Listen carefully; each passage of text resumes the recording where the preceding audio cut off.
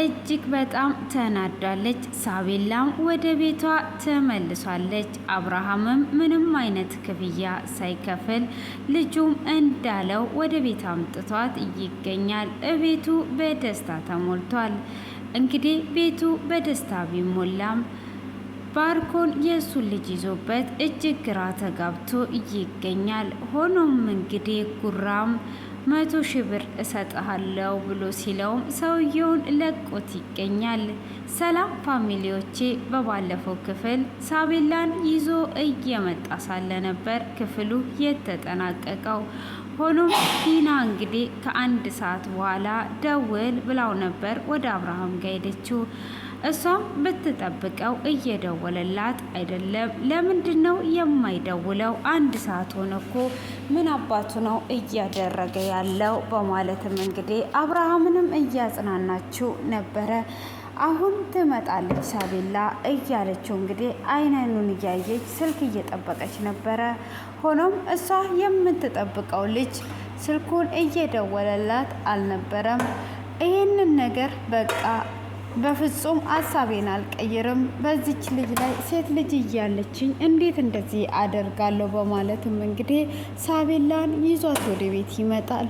ሳቤላም እንግዲህ አብራ እየመጣች እያለ ምነው ተጨንቀሃል ብላ ትለዋለች። አይ ውይ ይህ አየር እኮ ደስ ሲል ብላ ስትለውም በእኔ የተነሳ ነው ንጹህ አየር ያጣሽው፣ ይቅርታ ብሎ ይላታል። እሷም አንተ ምንም አላጠፋም፣ በአንተ ሰበብ እኮ ደግሞ ወጣውኝ ብላ ትለዋለች። ስለዚህ ከአባቴ ጋራ ትተዋወቃለህ፣ ቡናም ጠጥተህ ትሄዳለህ ብላ ስትለውም አባትሽ እንደዛ አያስብም ብሎ ይላታል። አባቴ እጅግ በጣም ጥሩ ሰው ነው። ስለዚህ አባቴ ምንም ነገር አይልህም፣ አንተ ገብተህ ሰላም ትለዋለህ ብላ ትለዋለች።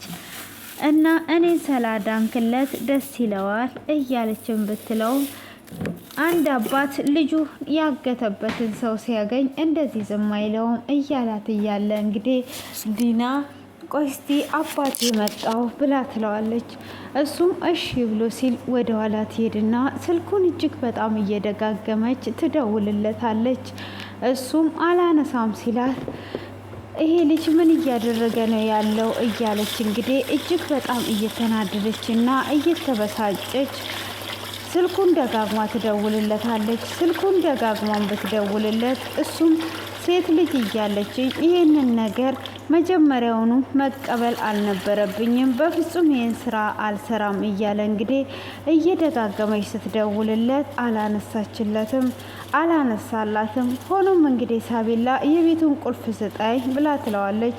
እሱም የቤቱን ቁልፍ ይሰጣታል። ሆኖም በባለፈው የገዛላትን አሻንጉሊት እንዴት ማስታወሻህን ትቼ እንዲሄድ ትተወኛለህ ብላ ስትልም ይቅርታ አላስታወስኩም ብሎ ይላታል። ሆኖም የተደጋገመ በአዲስ ስልክ ይደወልለታል። እሱም በአዲስ ስልክ ሲደወልለት ምንድን ነው እሱ የሚደወልልህ ሰዎቹ ናቸው እንዴ ተጨንቀሃል ብላ ስትለውም አይ አዲስ ስልክ ነው ብሎ ይላታል። አይ ተጨንቀሃል እያለች እንግዲህ አንሳላቸው እያለች ነበር። ዲናም እንግዲህ እጅግ በጣም ስሜታዊና እየተናደደች ስለነበረ አብርሃምም ይመጣና ዲና ምን እየሆንሽ ነው ያለሽው? ምን ሆንሻል ብሎ ይላታል።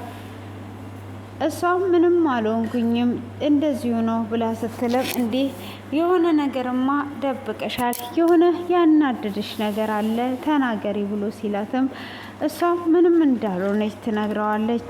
ሆኖም እንግዲህ ንጹም ወደ ማርዳ ጋር ትሄድና ማርዳ እንኳን ደስ አለሽ ብላ ትላታለች። ማርዳ እጅግ እያለቀሰች ነበረ። ሆኖም እንግዲህ እያለቀሰች ዝም ትላታለች። አሁንም እሷ እንደተኛይ ትቀሰቅሳታለች። እያለቀሰች በሀሳብ ስለሄደች እሷም ምን ሆነሻል ብላ ስትላትም ልጄ እኮ የለችም ብላ ትላታለች። እና እንኳን ደስ አለሽ ብላ ስትላት ምን ነው ልጄ ተገኘች ልጄ መጣች ወይ ብላ ስትላትም አይ ያለችበትን ቦታ ደርሰንበታል፣ አሁን ሁሉም ነገር ሊያልቅ ነው ብላ ትላታለች።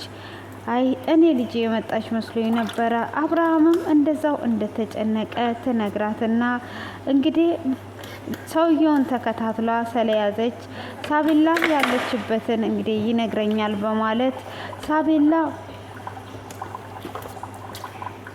ሳቤላ ትመጣለች ብላ ተስፋ ትሰጣታለች። እንኳን ደስ አለሽ ብላ እንግዲህ እያጽናናቻት ትገኛለች። ሆኖም እንግዲህ ምንም ነገር ማድረግ ስለማትችል ማርዳም ራሷን እያመማት ነበረ። ሆኖም እንግዲህ ጉራም በባለፈው ላይ ፍታኝና እኔ ጠቀም ያለ ገንዘብ ልስጥ እያለው ነበር ክፍሉ የተጠናቀቀው። ሆኖም እንግዲህ እሱም 50 ሺህ ብር እሰጥሃለሁ ፍታኝ ብሎ ይለዋል። እንዴት ብዬ ነው ጉራን እንደዚህ ጉራ 50 ሺህ ብር እሰጥሃለሁ ፍታኝ ብሎ ሲለው እንዴት ቁልጭን እክደዋለሁ አሁን 50 ሺህ ብር ወስጄ በፍጹም ባልክደው ይሻላል እያለ እያሰበ ሳለ አይ 75 ሺህ አደርግልሃለሁ ፍታኝ አንተ ሞኝ ነህ እንዴ ይሄንን እድል ተጠቀምበት ብሎ ይለዋል። እሱም ከዚህም በኋላ ከተናገርከኝ አፍን ነው የሚይዘው እንዳትናገር ብሎ ይለዋል።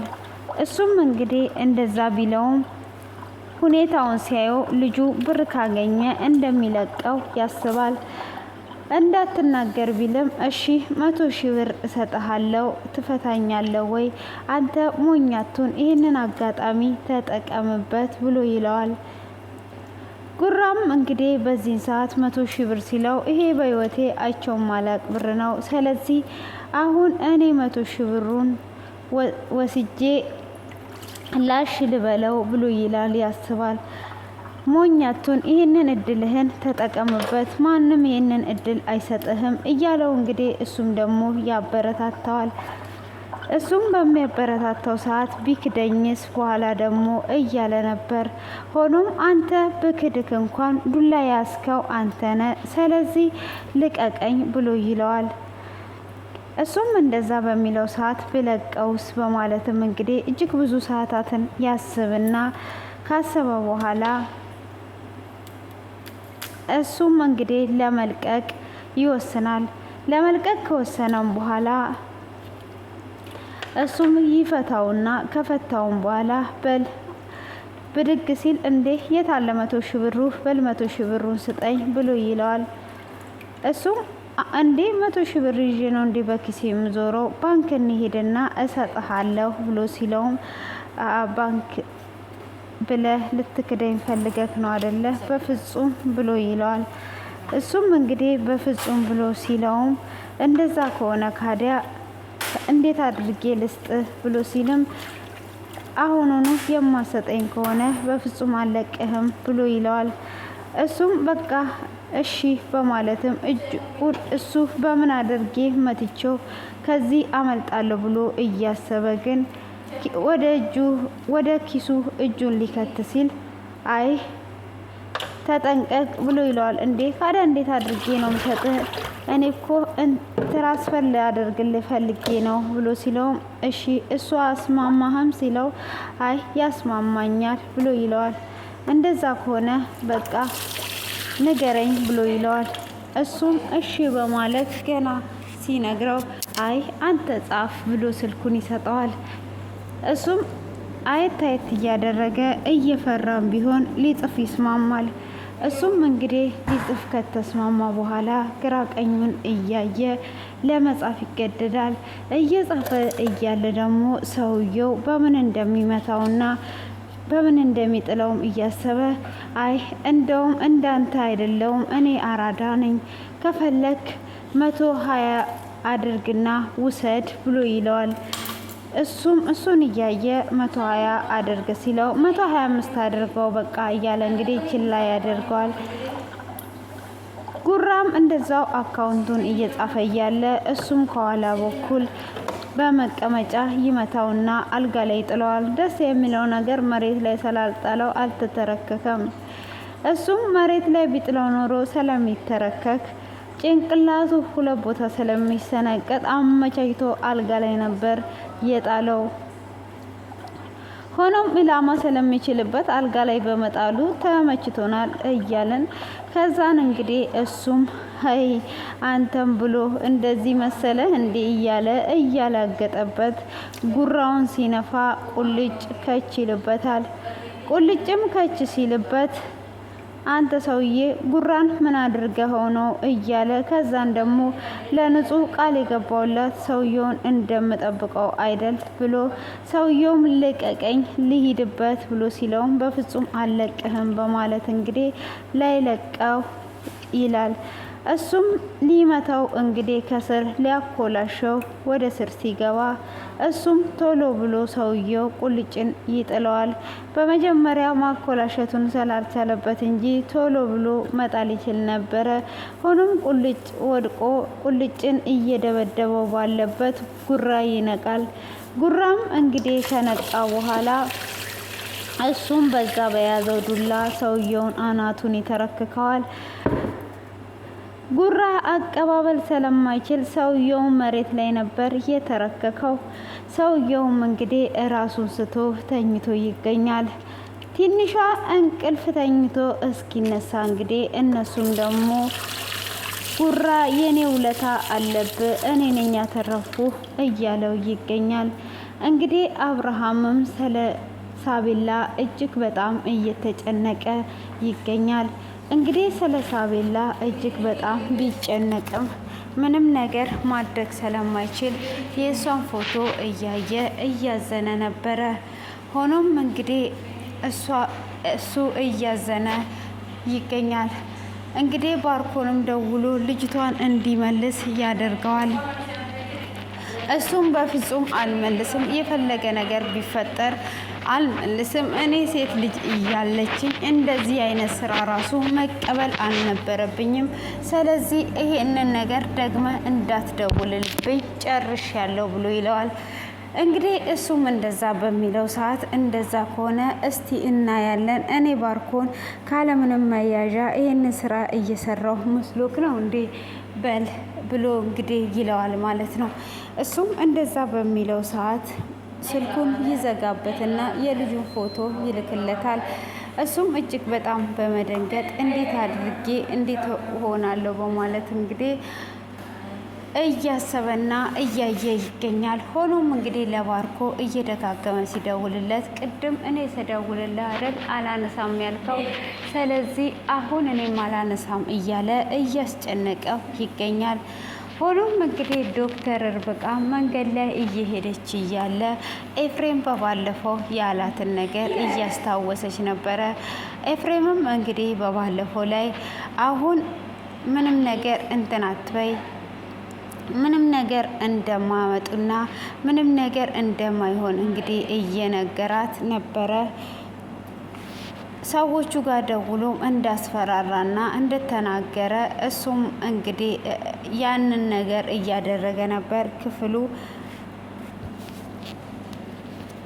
ክፍል ውስጥ እንግዲህ ቢዘጉባትም በዛ አይነት ነበር እየተናገራት የነበረው። ለእነ አብርሃምም ደውሎ ያለውንና እስካሁን ለበደልኩሽ ሁሉ ልካስሽ ይቅርታ አድርጊልኝ ያላትንም እያሰባት በወንጀል በርታ እያለች እንግዲህ ብቻዋን እያሰለሰለችና እያሰበች እየሄደች ነበረ። ሆኖም እንግዲህ ይህንን እያደረገችም ሳለ ምንድነው እሱ የተከሰተው እያለች እጅግ በጣም እያዘነች ትገኛለች።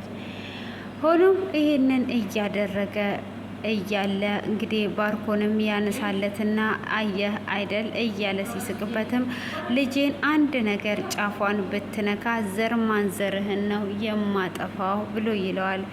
እሱም እንግዲህ ዘር ማንዘርህን ነው የማጠፋው ብሎ ሲለውም እየሳቀበት ምንም ሳይነቃብህ ልጅቷን ባለችበት ቀጥ አድርገህ መልሳት እያለው ይገኛል። ሆኖም እንግዲህ እሱም እንደዛ እየተጨነቀ ዲናም እንደተለመደው እንግዲህ አብርሃም ቁጭ ብሎ የልጁን የሳለችለትን ስዕል እያየ እሷ የምትለውን ነገር እያሰበ እያለቀሰ እያለ ዲና ትመጣለች። ስዕሉንም ትቀበለውና አባቴ እኔ እዚህ ክፍል ገብቼ ስለ ልጄ እያየው ማልቀስ አቅቶኝ ነው ወይ መላ እየፈጠርኩላት ነው እንጂ ልጄን አጥቼ መኖር አልችልም እያለች እንግዲህ ከስር ሞቅ ደመቅ ሸብረቅረቅ እያደረገች ትገኛለች። ሆኖም ካዲያ ምን ላድርግ? ለልጄ እንኳን አባት ልሆናት አልቻልኩም። እኔ አባት አይደለውም የማረባ ሰው ነኝ እያለ እጅግ እየተጸጸተ ራሱን እየወቀሰ ይገኛል። ሆኖም እሱም እንደዛ በሚል ሰዓት አይ አንተ እኮ አባት ነህ፣ የሆነ ነገር እናደርጋለን፣ የሆነ ሀሳብ አለኝ ብላ ትለዋለች። የምን ሀሳብ ነው ያለሽ ብሎ ሲላትም አይ የሆነ ሀሳብ ታመጪና ደግሞ እኮ ሀሳቡን አትነግሪኝም ብሎ ይላታል። አይ እነግርሃለሁ፣ ህሊና የሚባል ነገር ምንም አይነት ነገር የለም። ሁሉንም ነገር ለልጄ የማላደርገው ነገር የለም። ምንም አይነት ነገር ቢሆን ለልጄ አደርግላታለሁ በማለትም ይነግራታል። እሷም እኔ እንጃ ልነግር ብዬ ከበደኝ፣ ግን እውነት ነው እኔም ልጄን አጥቼ መቀመጥ ከብዶኛል። እኔም ብዙ ነገር ለማድረግ እየለፋው ነው ብላ ትለዋለች።